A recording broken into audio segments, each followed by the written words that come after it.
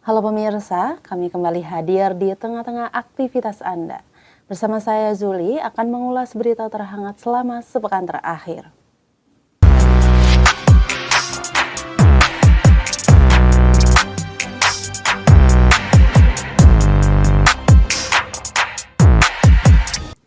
Berita pertama diawali dengan Selasa, 16 April lalu.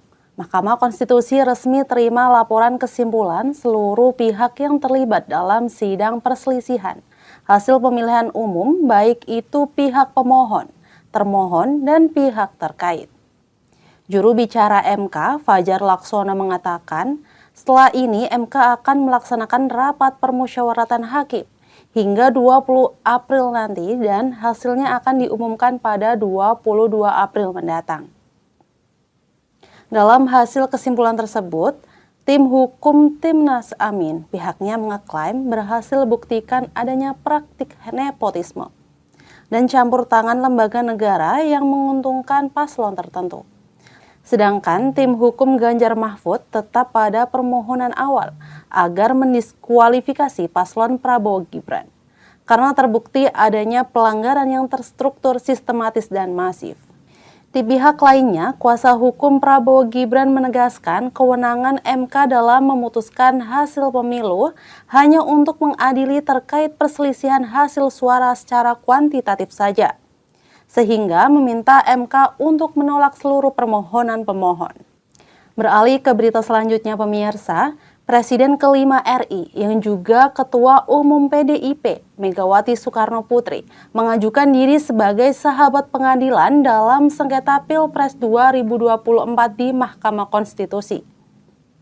Selain itu, ia juga mengirimkan surat tulisan tangan ke Hakim MK yang isinya menyinggung soal Pilpres 2024 yang dinilai merupakan puncak kecurangan terstruktur, sistematis, dan masif.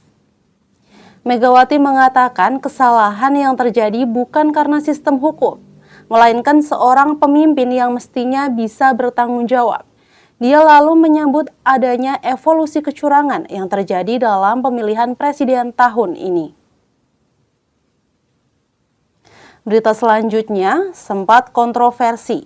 Kini pemerintah resmi cabut aturan mengenai pembatasan barang bawaan pekerja migran Indonesia atau PMI.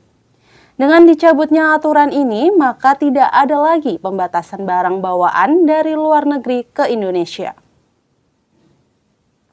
Sebelumnya, Mendak Zulkifli Hasan merevisi Permendak nomor 36 tahun 2023 menjadi Permendak nomor 03 tahun 2024 sejak awal Maret lalu. Hal ini memicu kontroversi akibat aturan baru ini dinilai tidak masuk akal, seperti larangan membawa alas kaki lebih dari 2 pasang atau larangan membawa pampers atau pembalut maksimal 5 per orangnya. Berita terakhir, seorang anggota TNI AD, Letu Agam, sempat dilaporkan terkait perselingkuhan dengan perempuan bernama Bianca Alisa atau BA. Namun sang istri Anandira Puspita justru dipenjara setelah membongkar perselingkuhan suaminya. Peristiwa ini berawal ketika Anandira memviralkan kasus perselingkuhan yang melibatkan suaminya dengan sejumlah wanita termasuk BA. BA disebut merupakan putri Kapolresta Malang, Kombes Budi Hermanto. Anandira dinilai telah melanggar UU ITE akibat mengunggah bukti perselingkuhan tersebut di Instagram. Demikian rangkuman berita terhangat selama sepekan terakhir. Jangan lupa untuk like dan subscribe Kacamata Channel untuk update informasi lainnya. Terima kasih atas perhatian dan sampai jumpa.